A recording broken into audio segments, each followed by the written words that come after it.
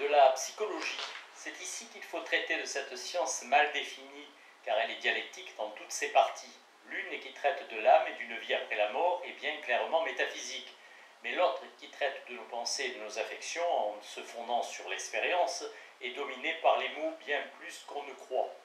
Le mot « je » est le sujet apparent ou caché de toutes nos pensées, quoi que je tente de dessiner ou de formuler sur le présent, le passé ou l'avenir. C'est toujours une pensée de moi que je forme ou que j'ai, et en même temps une affection que j'éprouve. Ce petit mot est invariable. Dans toutes mes pensées, je change, je vieillis, je renonce, je me convertis. Le sujet de ces propositions est toujours le même mot.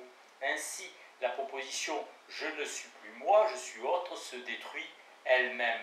De même, la proposition fantaisiste « je suis deux » car c'est la variable « je » qui est tout cela.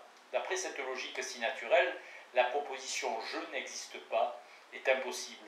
Et me voilà immortel par le pouvoir des mots. Tel est le fond des arguments par lesquels on prouve que l'âme est immortelle. Tel est le texte des expériences prétendues qui nous font retrouver le long de notre vie le même jeu toujours identique. Ainsi, ce petit mot qui désigne si bien mon corps et mes actions, qui les séparent si nettement des autres hommes et de tout le reste, est la source d'une dialectique dès qu'on veut le poser à lui-même, le séparer de lui-même, le conduire à ses propres funérailles. Cette idée de l'éternité de la personne, comme de l'identité par-dessus tout changement, est malheur, et à dire vrai, un jugement d'ordre moral. Et le plus beau, peut-être. J'ajoute que cette forme de l'identité est ce qui fait que nos pensées sont des pensées, car on ne peut rien reconnaître sans se reconnaître aussi, ni rien continuer quand ce ne serait qu'un mouvement perçu, sans se continuer soi-même aussi. Mais cette remarque fait voir que ce jeu, sujet de toute pensée, n'est qu'un autre nom de l'entendement toujours un et toujours liant toutes les apparences en une seule expérience. L'investigation s'arrête là, car supposer que je perçois deux mondes séparés, c'est supposer aussi que je suis deux. Ce qui, par absurdité, termine tout. Seulement ceux qui ne font pas attention aux mots se croient en présence réellement d'une chose impalpable, une durable, immuable, d'une substance, enfin, comme on dit. De là des formules comme celle-ci, je ne me souviens que de moi-même, qui sont de simples identités, car dire que je me souviens, c'est dire autant. Ici, les mots nous servent trop bien. Par réflexion, nous sommes trop sûrs du succès. L'objet manque et la pensée n'a plus d'appui. Une des conditions de la réflexion, c'est qu'il faut trouver la pensée dans son œuvre, en et soutenant l'objet. Mais cette condition est bien cachée. Le premier mouvement est de se retirer en soi, où l'on ne trouve que des paroles. C'est pourquoi je n'ai pas de chapitre sur la connaissance de soi. Tout ce livre y sert, mais par voie indirecte, par approche, par éclair, comme on se voit dans une eau agitée. La question qui nous intéresse le plus n'est pas la plus simple. Je ne puis que le regretter.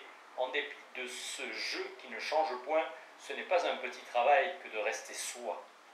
Ce qui est ici à noter surtout, c'est que la psychologie dite expérimentale et même la psychologie physiologique ont tout rattaché à cette frêle armature.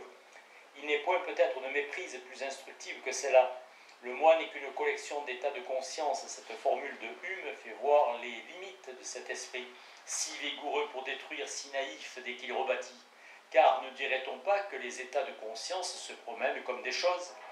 Cet empirisme prétendu est dialectique jusqu'au détail. Il dit une sensation, une image, un souvenir, comme on dit une pierre, un goût ou un fruit, et il vous compose de tout cela une âme bien cousue. Mais il n'existe point d'âme bien ou mal cousue. L'agneau, homme profond et inconnu, était soucieux de prouver que Dieu n'existe pas, car, disait-il, exister, c'est être pris avec d'autres choses dans le tissu de l'expérience. Et que dire de ceux qui pensent en moi et tout autour, aussi loin que le monde veut s'étendre? Cela saisit et n'est point saisi.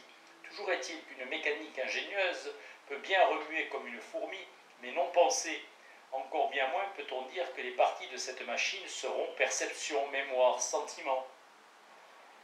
Toute perception a les mêmes dimensions que le monde, et a les sentiments partout, mémoire partout, anticipation partout. La pensée n'est pas plus en moi que hors de moi, car le hors de moi est pensé aussi, et les deux toujours pensés ensemble. Vous jugerez après cela sans indulgence ces jeux de paroles qui recomposent le moi substance comme un long ruban au-dedans de nous, et encore plus sévèrement, jugerez-vous cette physiologie de l'âme qui va cherchant un casier pour la mémoire, un autre pour l'imagination, un pour la vision, et ainsi du reste, et interprétant d'après cela des expériences ambiguës. Il est assez établi, par l'exemple des sciences les moins compliquées, que tout le difficile est de constituer des faits.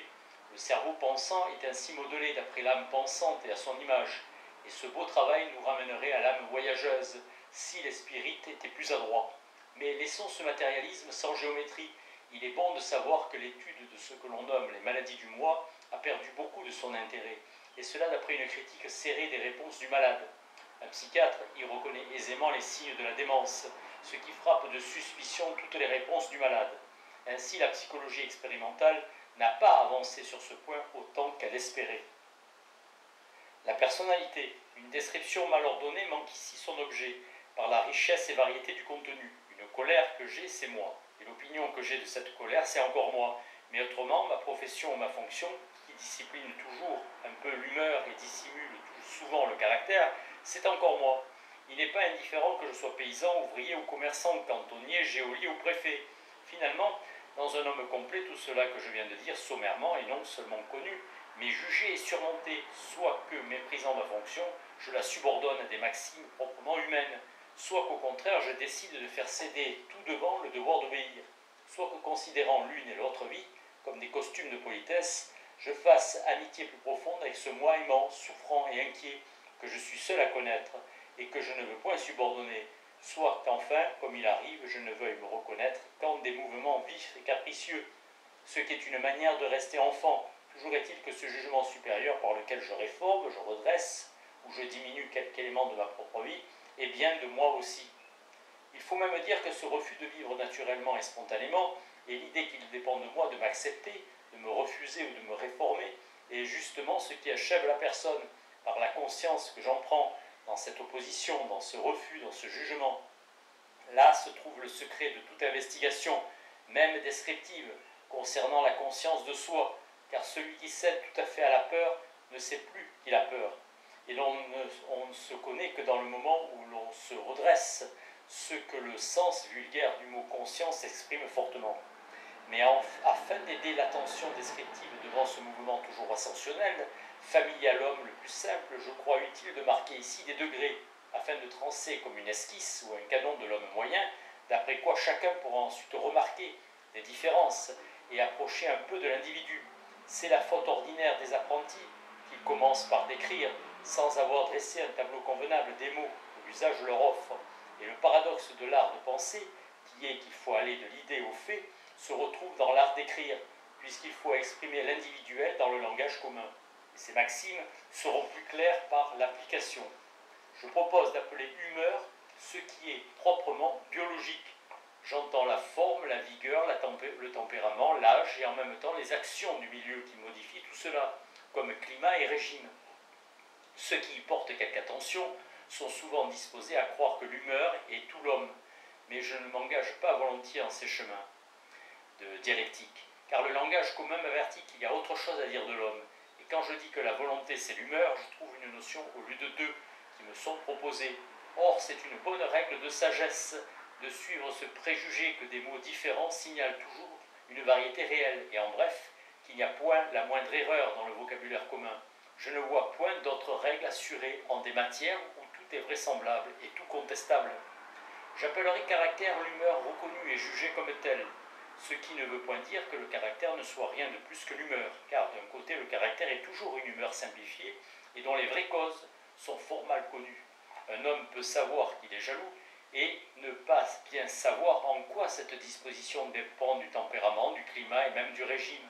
Le passionné ne trouve presque jamais de lui-même qui devrait se priver de café ou faire un voyage, et de l'autre côté il ne se peut pas que cette idée imparfaite qu'il forme de sa propre nature ne le modifie pas beaucoup. Savoir qu'on est paresseux est autre chose qu'être paresseux. Quand on dit qu'un homme a un certain caractère, qu'on peut craindre ou sur quoi aussi l'on peut s'appuyer, on exprime que cet homme a des maximes et des opinions sur lui-même, qu'il croit vraies et auxquelles il se conforme, comme on voit même souvent chez les fous. Le langage commun relève toujours la folie, mais vers le préjugé. Et c'est là une grande idée trop oubliée, car les écarts de l'humeur et la force des instincts ne sont point du tout des signes de folie. J'ai trouvé dans les œuvres d'un médecin inconnu cette maxime pleine de sens. Plus les instincts sont forts, plus on est loin de la folie, plus la raison les modifie, plus on en est près. Au-dessus du caractère se place, il me semble, tout ce qui dépend de l'opinion des autres et enfin de la vie publique. Non que l'opinion des autres n'ait pas d'empire sur le caractère, il s'en faut de beaucoup avoir l'opinion qu'un homme est méchant, paresseux ou poltron, et de le dire ou signifier cela le change beaucoup. Mais ces opinions privées, qui s'exercent surtout dans le cercle des parents et des amis, n'agissent point de la même manière que l'opinion publique, qui se détermine surtout d'après les actions publiques, c'est-à-dire d'après le métier ou la fonction. Tout homme est ainsi défini, modifié, souvent redressé et confirmé, toujours soutenu et porté par ce qu'on attend de lui. Et cette action de société se compose avec l'humeur et avec le caractère pour former ce qu'il faut appeler l'individualité. Ce mot paraîtra être un peu tiré hors de son sens naturel, mais si l'on pense à la corrélation familière, à tous entre l'individu et société, on reconnaîtra qu'il n'en est rien. Un caractère est encore quelque chose d'incertain, d'errant et d'abstrait. L'individu s'établit et se fixe par le métier public qu'il fait. Ainsi apparaissent les différences, comme entre deux prêtres ou entre deux capitaines, bien plus nuancées qu'entre deux hommes. J'appellerai enfin personnalité ce qui surmonte et juge toutes ces choses et dont il y a toujours plus d'un éclair en chacun.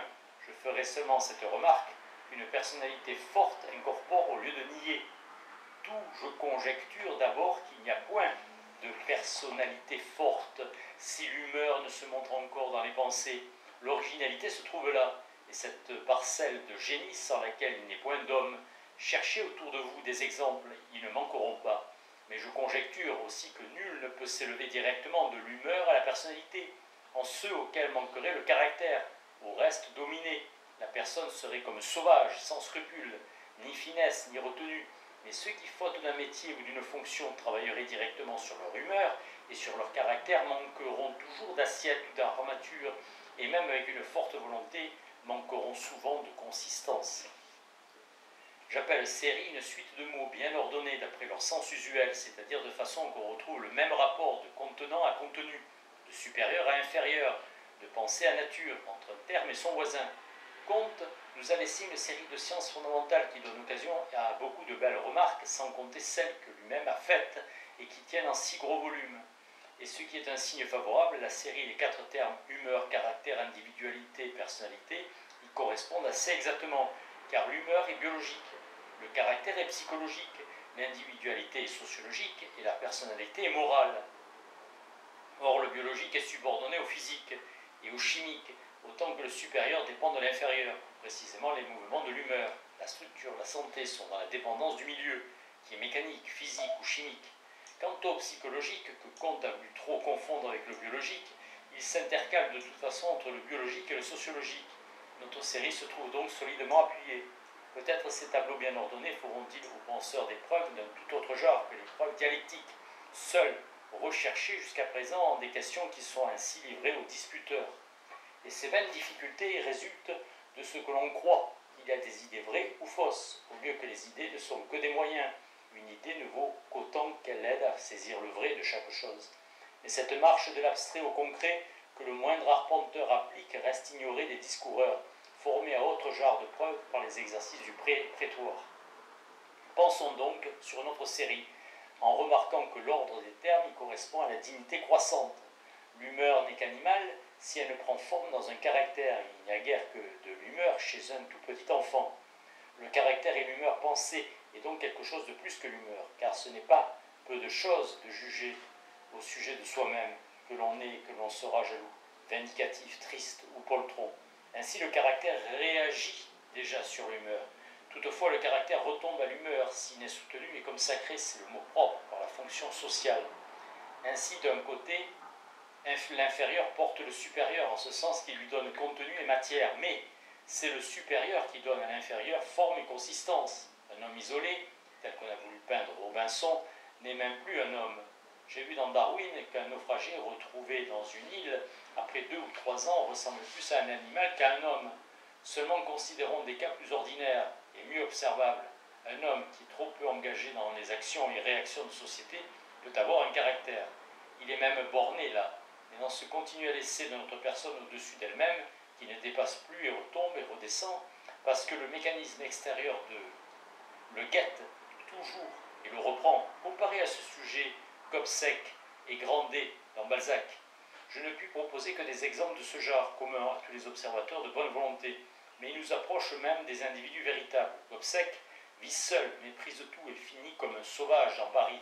Grandet se rattache à l'humain par les affections domestiques, par les amitiés et par le genre de commerce qu'il fait, qui suppose des échanges et une certaine confiance. Gobseck, comparé à lui, n'est qu'un pilleur d'épave. La loi de ses existences est détachée des relations de société et que le biologique domine toujours le psychologique, en dépit des vains discours à soi-même. Et cela pourrait être observé aussi chez un curé et chez un moine. On dirait que le gouvernement moral est comme séparé d'eux. Il n'y trouve pas prise par l'absence de l'individualité intermédiaire. Chez Grandet, moins, mais encore assez toutefois, il s'approche de l'individualité par ses jugements saumurois qui lui renvoient une forte image de lui-même et qui ne peut changer aisément quand il le voudrait. Dans l'obstination de Grandet, entre autres, ce qu'il doit à l'opinion, il doit d'être Grandet. De Marsay est une individualité forte, mais l'indulgence à soi, qui est ici comme un principe anarchique, en lui-même fait qu'il ne s'élève pas à la personnalité. Aussi, dans les crises, on voit qu'il retombe à l'animal. Luther, Calvin, Pascal sont des personnes par l'individualité surmontée, par le caractère surmonté, par l'humeur surmontée. Non pas supprimée, mais incorporée, comme on voit, au style. En Montaigne aussi, mais avec moins de peine et un retour souvent au caractère et enfin à l'humeur nue. Les trois autres sont d'humeur difficile, l'humeur égale d'un Socrate, d'un Platon, d'un Marc Aurèle, autant qu'on peut le deviner, marque sans doute une personnalité moins puissante, dans l'idée complète de personnalité, comprise une vertu difficile, comme celle de l'abbé Pirard. Mais Julien, faute d'individualité, n'est peut-être qu'un caractère, et même encore moins, un charmant animal. Voilà toujours à quoi il retombe. Et l'idée qui peut être retenue de ces remarques est que le psychologique, qu'il appelle le moi, est sans doute ce qu'il y a de plus abstrait et de moins consistant, d'où vient que les analyses qui se bornent là sont toujours pauvres.